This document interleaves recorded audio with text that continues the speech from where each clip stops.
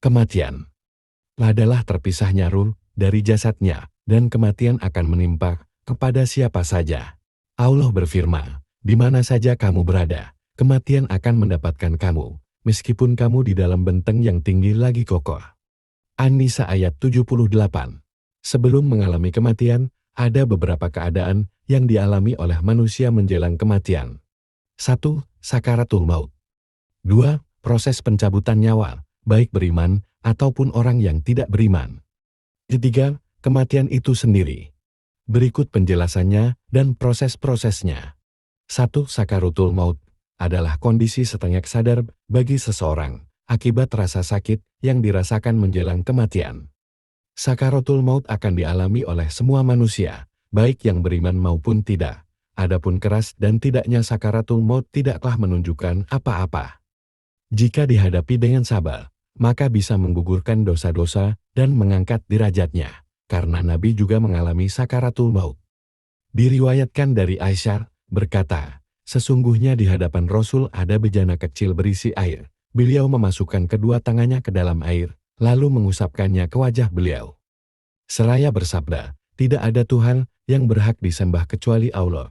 Sesungguhnya kematian itu ada sakaratnya. Kemudian beliau menunjuk ke atas, seraya berkata, bersama Ar-Rafiq al-A'la. Riwayat Bukhari nomor 6510. 2. Proses pencabutan nyawa. Ketika Allah akan mencabut nyawa seseorang, maka Allah mengirimkan malaikat maut.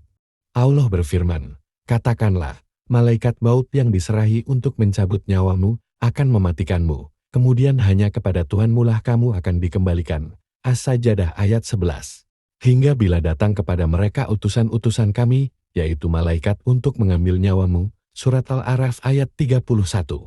Demikian juga, ketika Allah mengirimkan malaikat untuk menyiksa orang non-muslim, Allah berfirman, alangkah ngerinya sekiranya engkau melihat pada waktu orang-orang zalim berada dalam kesakitan sakaratul maut, sedangkan para malaikat memukul dengan tangannya, sambil berkata, keluarkanlah nyawamu. Surat Al-An'am ayat 93.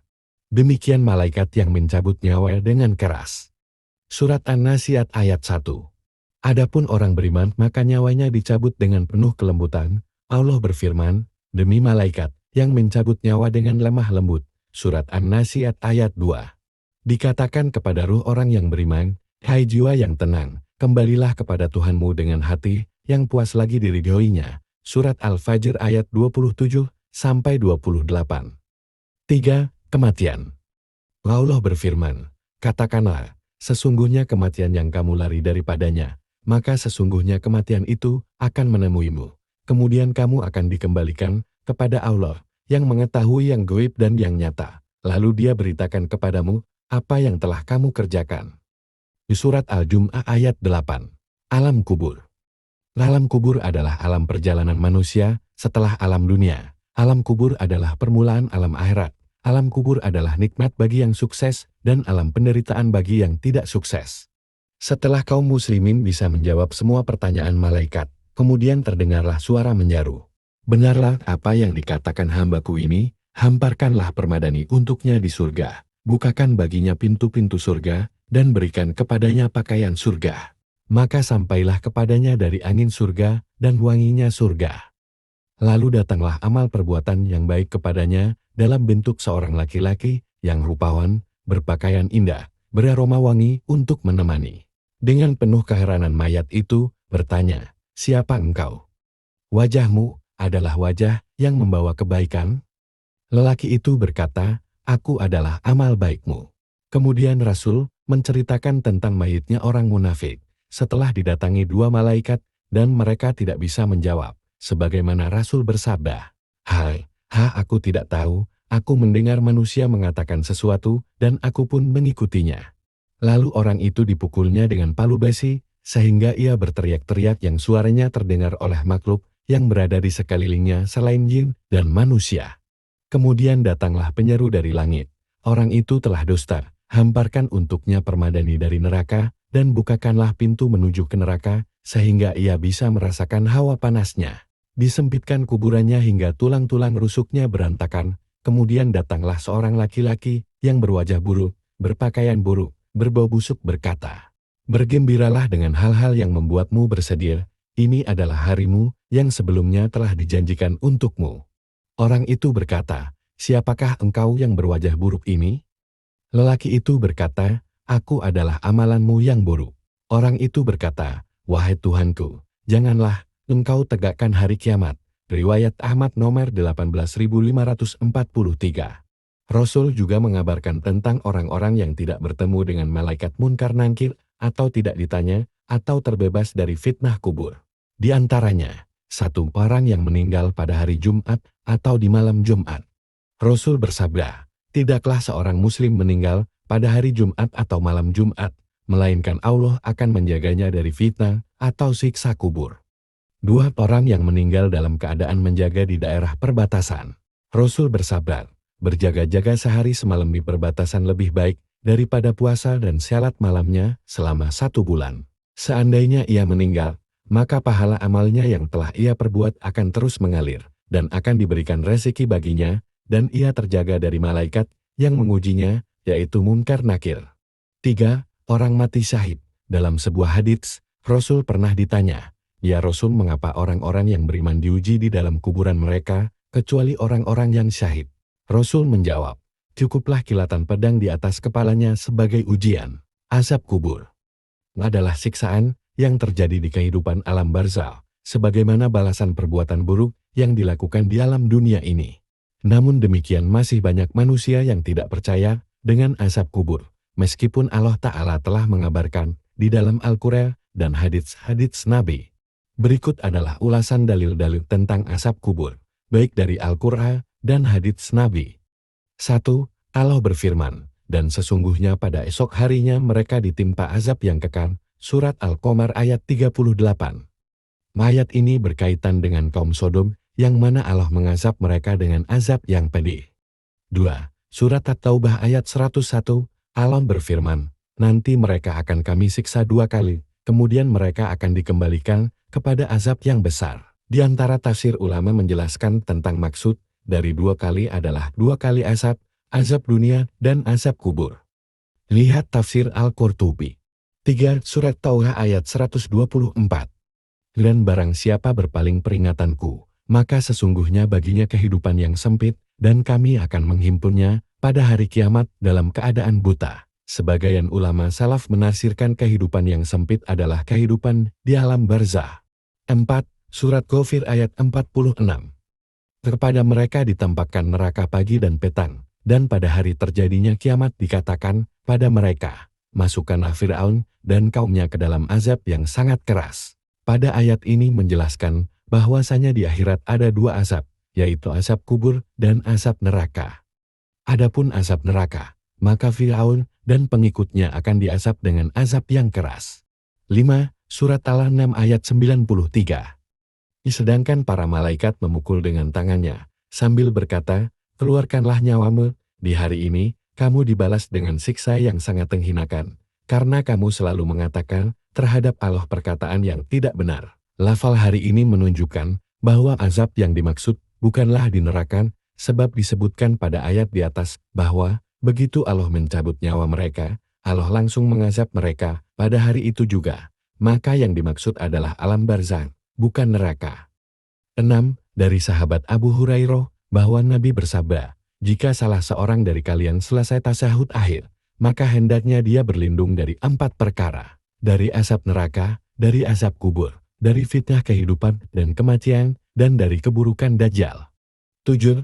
Dari sahabat Nabi Zaid bin Sabit, bahwa Nabi bersabda, sesungguhnya umatku ini diuji di kuburannya, maka kalau bukan khawatir kalian tidak mau saling menguburkan, tentu aku akan berdoa kepada Allah, agar memperdengarkan kepada kalian azab kubur yang aku dengar.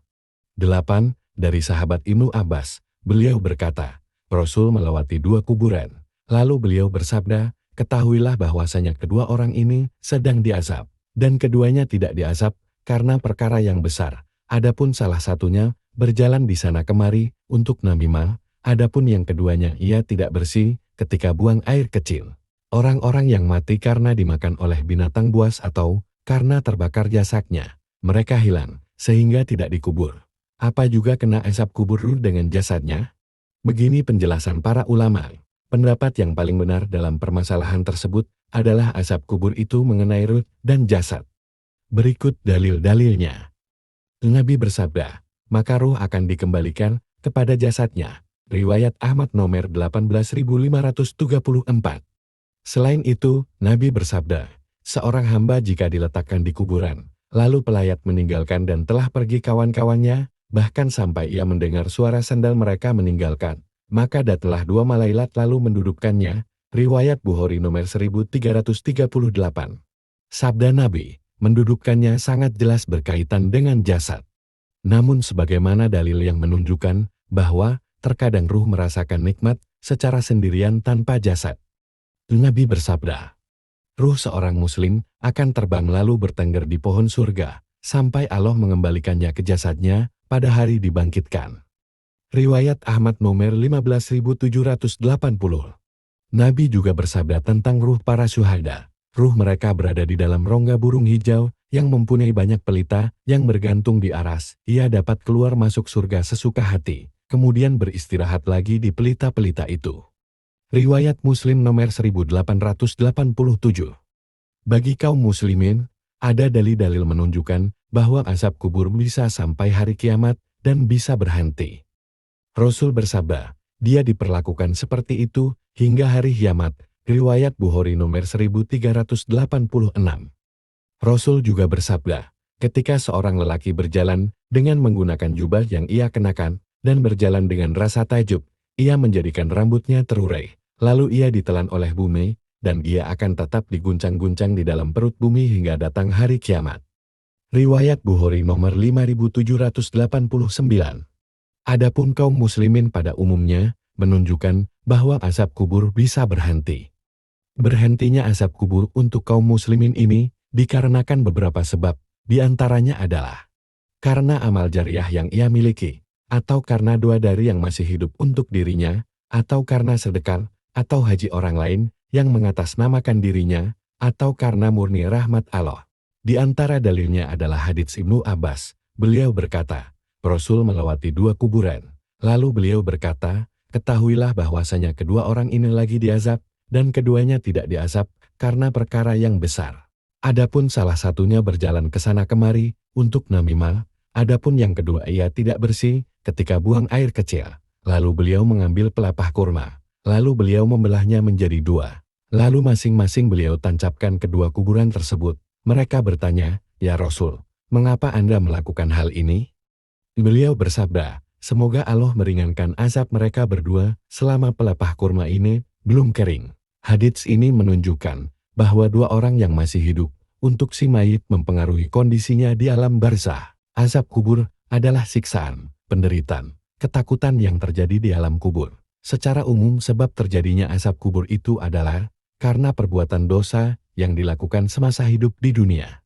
Akan tetapi ada dalil yang menunjukkan adanya dosa yang paling banyak penyebab azab di alam kubur, yaitu tidak bersih ketika kencing. Nabi bersabda, kebanyakan siksa kubur gara-gara bekas kencing.